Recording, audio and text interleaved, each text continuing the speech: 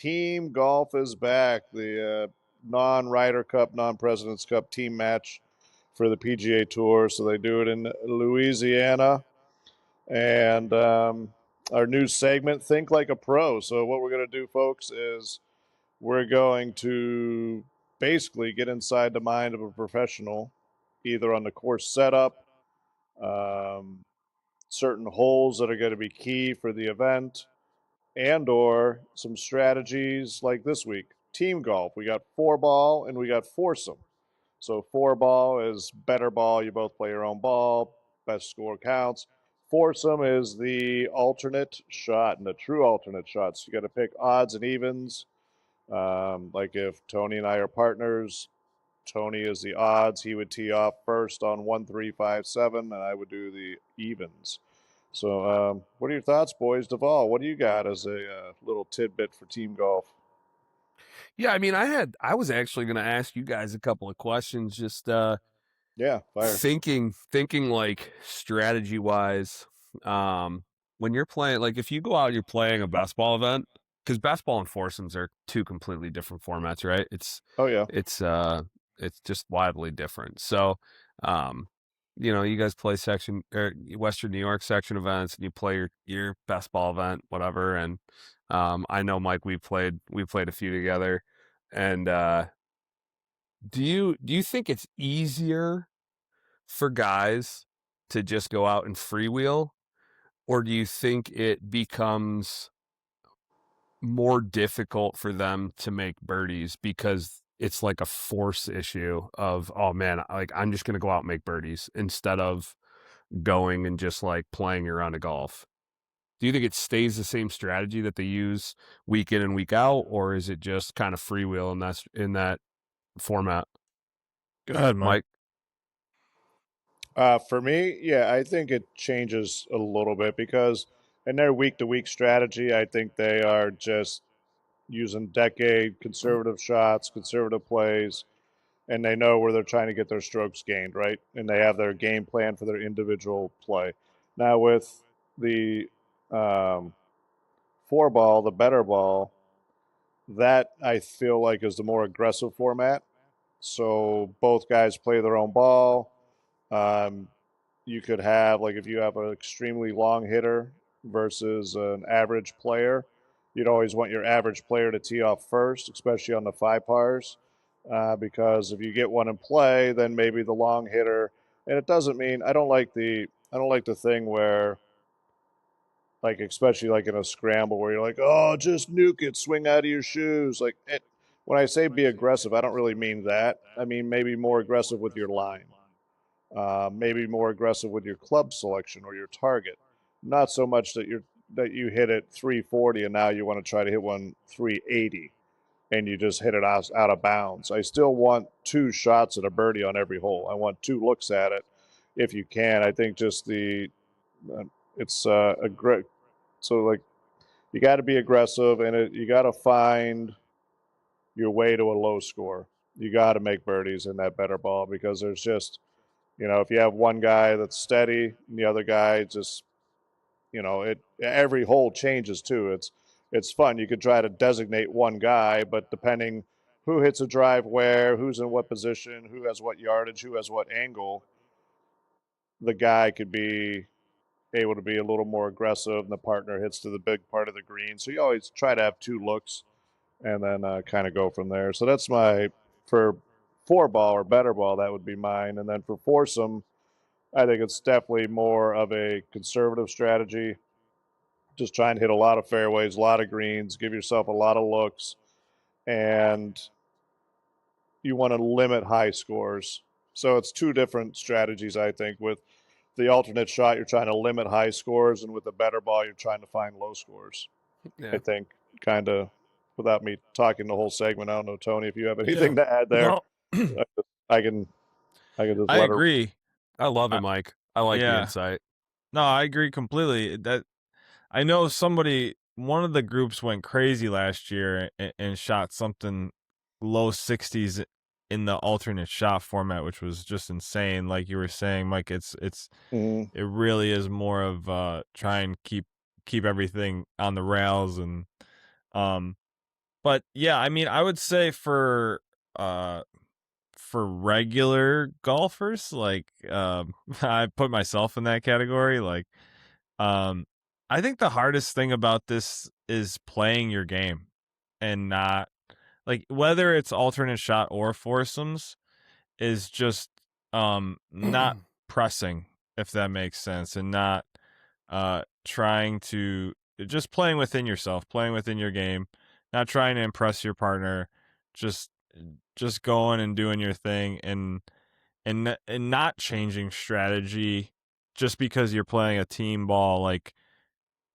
pretty much play the way that you got there, kind of thing. You know, if you're playing in an event like that, you're probably a decent golfer, and you know, play the way you play to that got you there. And I think that's a challenge in itself. I think it takes a couple of those events to feel comfortable, and because it is a little bit of extra added pressure. You know, golf is something that you're always just worried about your own crap versus like team golf. It really is different, and um I don't know, if you don't play in a league like that consistently, or events like that, I think it does take some time to just figure out how you can play like yourself in that format.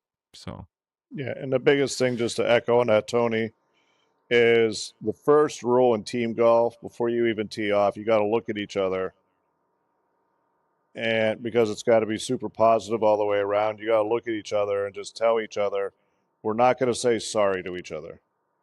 You got to get that off the books immediately. You can't be trying to hit a shot and worried where you're going to leave your partner, or oh, I missed a putt, or oh, I should have done this, and oh, I'm sorry, because now you get stuck into the negative, mm-hmm. and you start putting more pressure onto your wagon when you when you already got a ton. You're trying to hit good golf shots, right? So you can't Mm-hmm. add the pressure of your partner in there, sort of like what you were talking about, Tony. So that's the other big thing, is that Yeah. you got to figure out, and that's way partner selection is key, because you can't be saying sorry all the way around. That's just, you got to be able to joke about it, laugh about it, like good luck with that, dude, or something. Yeah. You can't be sorry all the way around. Yeah, I mean, Well, yeah, I think it's interesting to go from uh to put it in the perspective of the everyday, golfer that's playing like member guests or member members at their club or whatever the team event is, and then looking at it from the perspective of the tour players, because like I think the tour players are capable of a different like gear, and they're able to kind of dial it in if they feel on, or they feel like they have good yardages and whatnot. Where I think if you know, just from like a caddy perspective and seeing a lot of team golf, being able to get rid of the thought of like actual score, and just like play the hole the way it should be played based upon what you have. Like if you have a shot, or if you have this, instead of taking on some sort of, even if you have a straightforward like 7 or 8 iron, instead of trying to go at the pin, or get it all the way there, maybe laying it to like the front edge and giving yourself like an easy 2 putt, and just, sure. looking at it from a different perspective. And I think like a lot of guys would score. That's the reason why they score better sometimes in those events. There are certain players that they get out there and they strategize really well because they have a shot and they're playing somebody else, or that sort of situation. So um yeah, I mean, I think it's tough to look at it, and I always, when we played, Mike, I felt free as a bird. So like I would felt like I could just send it. I knew that you were, you'd play your normal game, you're making a bunch of pars, and I just felt like I could send it. So um I think there's going to be a group of guys out there that feel the same way out on tour, and I think that for the everyday golfer it's more so, um if you do feel that tension or that stress, just trying to like take a breath and think about the strategy of, where do I want to hit this to where, I'm going to have the stress-free play regardless of what my partner's doing.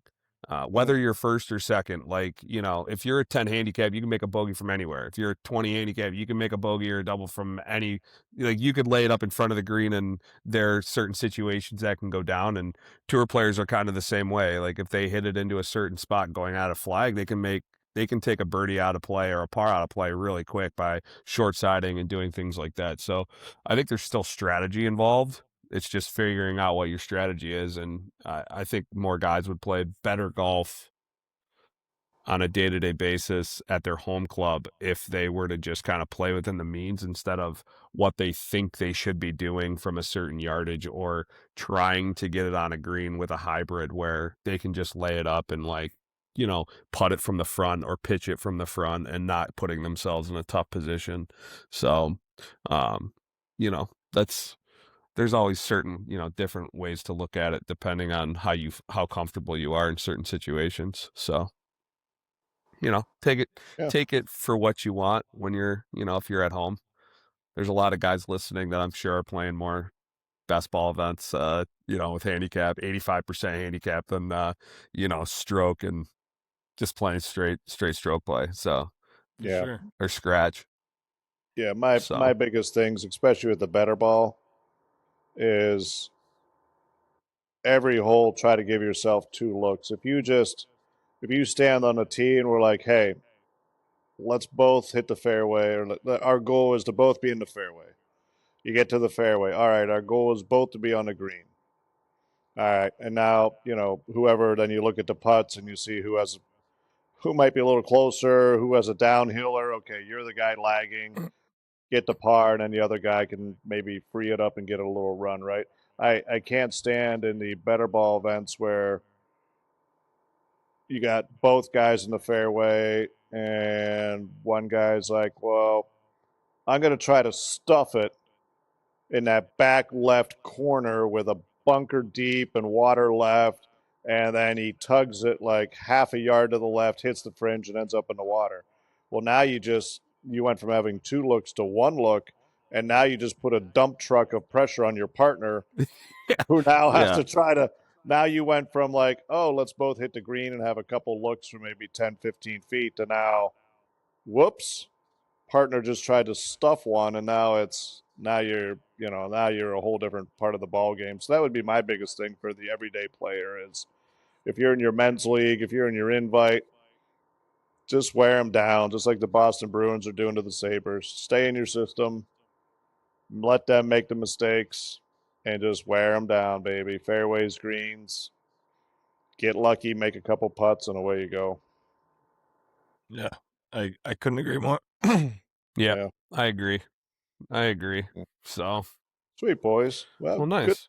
Good segment. We're gonna, if you like that segment, hit us up. Let us know. We're going to each course every week on the PGA Tour. We're going to try to identify one thing to talk about, or what the pros might be thinking about, if there's a shot or a par 3 or whatever it is. And if you have suggestions, if you want to hear something, also hit us up. You know what the events are. You got the whole schedule for the year. So if there's something coming up that you want to hear about, whether it's a specific strategy or you want to talk about something, hit us up. Let us know. We'd love to hear about it, and we'd love to talk about it. So Yeah, that'd be Yeah. yeah.